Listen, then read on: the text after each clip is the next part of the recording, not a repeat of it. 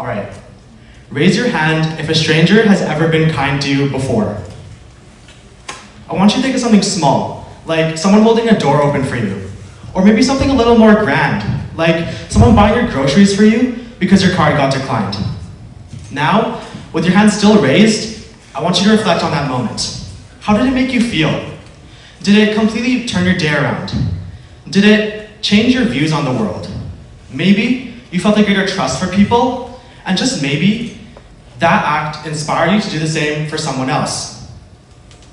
Now, I want you to look around you with your hand still raised. What do you see? First, you'll notice that everyone else's hands are raised.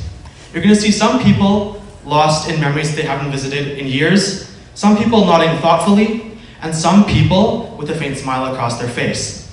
That's the power of kindness. It isn't something that fades into the background when the moment ends. It resonates with us. And every single one of you just proved that. Yet we very often underestimate kindness, brushing it off as a passing moment, rather than one that can create a meaningful impact. However, it's in these seemingly insignificant moments that we can feel a change in perspective and attitude. A small gesture alters how we view the people around us, and it can nudge us towards a greater sense of trust and empathy, whether we realize it or not. So what actually is kindness? If you were to search this up on your phone, you'd find something like the quality of being friendly, or the quality of being generous. But I think kindness is a lot more nuanced than that. Because kindness isn't just about holding doors open.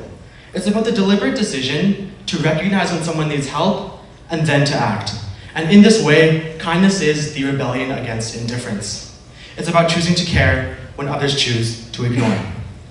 And we're often taught and shown time and time again that kindness requires things like sacrifice, time, and even money.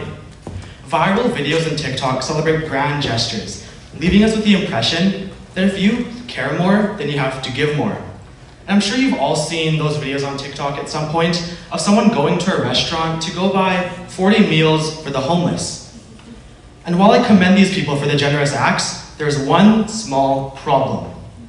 Because when millions of people see these kinds of videos, these grand gestures are what become our benchmark for kindness. Because we start building the idea that the only way to create any sort of meaningful impact, like we see in these videos, is to carry out such grand gestures. After all, if you give more, you care more, right? But no. Because the truth of the matter is, kindness thrives in the ordinary, in those intimate moments. Smiling at a stranger, asking someone if they're okay. Because, and yeah, those moments aren't going to resonate. Those moments won't go viral on TikTok, but they resonate with the people that experience them. And that's what truly matters. And interestingly enough, kindness holds a lot more power than we actually give it credit for. Because kindness doesn't just brighten someone else's day, it directly shapes our own. Science even goes as far as to tell us that kindness isn't just a social nicety, it's a biological process that affects both the giver and receiver. At the very core of this process is our brain's reward system. When we engage in acts of kindness, a part of our brain activates called the mesolimbic pathway. And this is basically just a system that reinforces pleasure and motivation. Now, why does kindness activate this system specifically? The answer is a lot more straightforward than you think.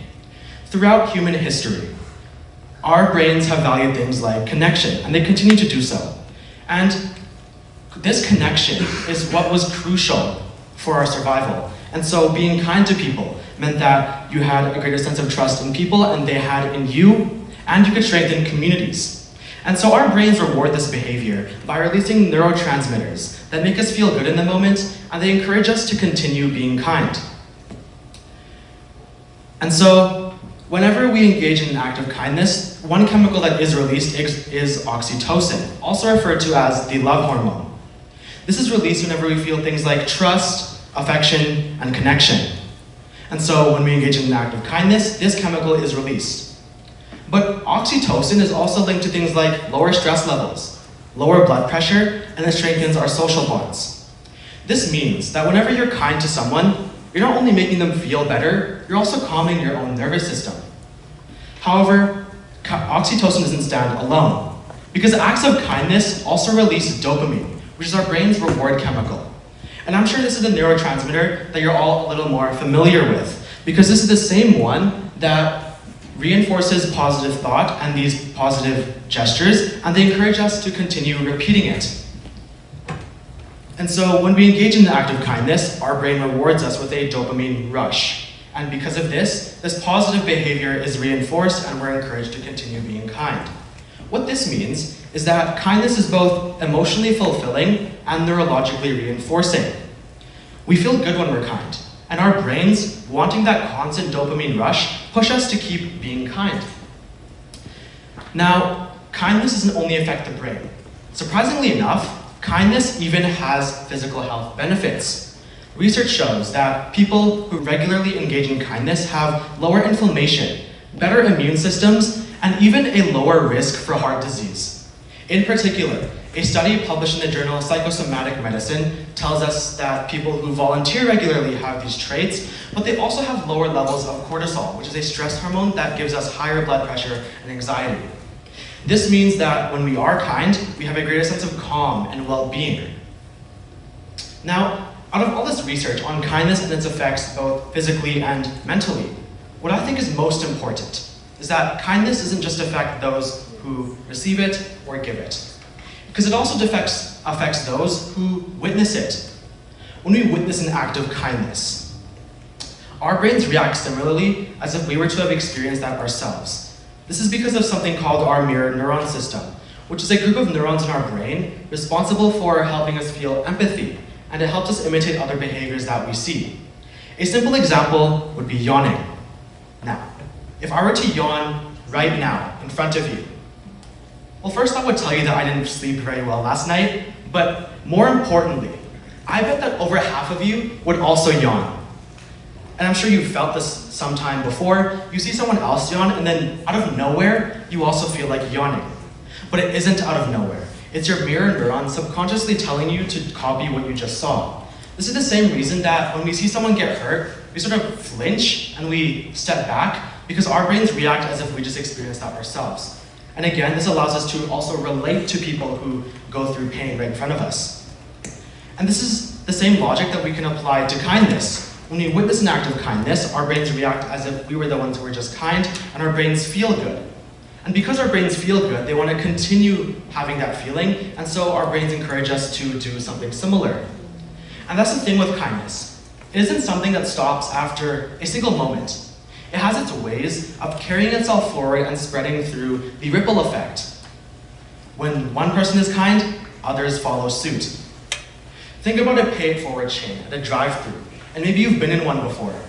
One person pays for the coffee behind them, and someone else pays for the coffee behind them, and you get the point.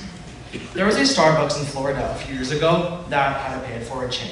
Now what I want you to do is to try to think about and try to guess how many cars this chain lasted for. Keep that number in your head.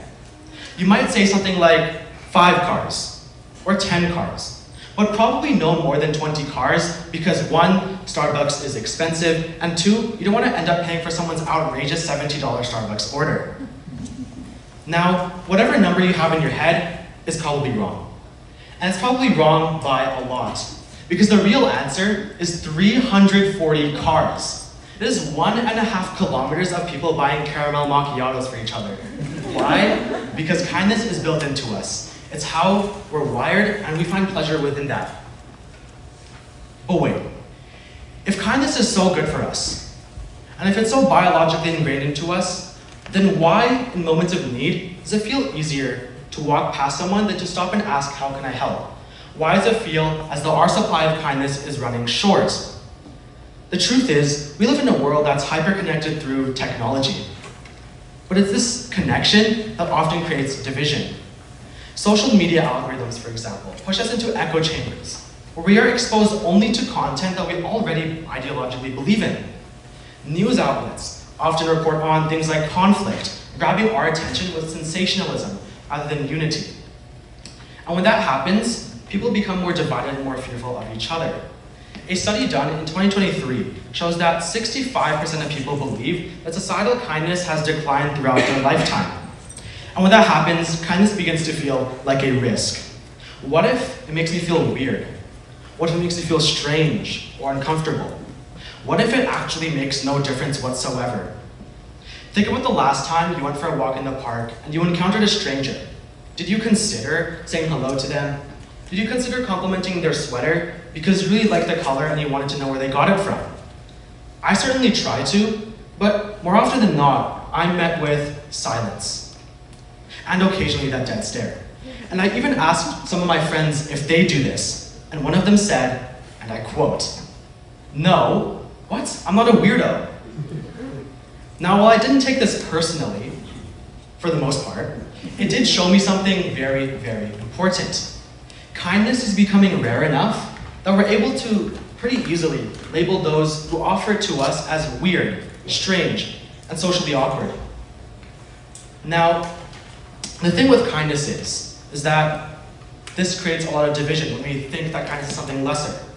Whenever we think of kindness as something that doesn't matter, whenever we choose indifference, whenever we choose to walk past that stranger, what happens? What happens when kindness becomes an afterthought? I'll tell you what we lose, and it's a lot more than small, simple gestures. We lose trust in each other, in our communities, and in the idea that people can be nice for the heck of it. When kindness stops being the norm, apathy takes its place. And then what happens? We stop looking out for each other. We always assume the worst. And we don't think that people can actually help us in any sort of way in society. I'll tell you the real cost. When we view kindness as something insignificant, and when we place it on our back burners, we lose the very foundation that binds us together as communities. Kindness can create an impact if we hesitate. It can create an impact if we choose indifference, and it can create an impact if we choose not to help. It's easy to think that kindness is something small, something like a drop in the ocean, something that doesn't really matter. But the truth is, that ripple effect that I talked to you about doesn't even get a chance to spread because no one creates that ripple in the first place. Kindness starts with small actions, one that may seem insignificant and unimpactful. However, when you multiply that by hundreds, thousands, even millions of people, the effect that that could have on society is unimaginable. I mean, think about it. If every one of you in this room were to take the smallest effort to be even a little more kind, whether that's acknowledging the stranger right next to you, or holding that door open, or helping someone in need, how many lives would that touch? And when those people spread that kindness, how many even more lives are touched? It's easy to think that kindness is just a drop in the ocean, but what is an ocean if it isn't a million drops? So here's what I ask. When you leave today, don't wait for that grand opportunity to be kind. Start small, but most importantly, start now. Say hello to that stranger and know it won't be weird, and hold that door for someone. Tell someone that you appreciate them. Because small actions repeated by many are what cause societies to become better places. That ripple effect can only start with us, with you. So the next time you have an opportunity to be kind, whether that's acknowledging a stranger, forgiving that one friend, or helping that person in need, take it. Because you never know whose life or perspective you might change, including your own. Thank you.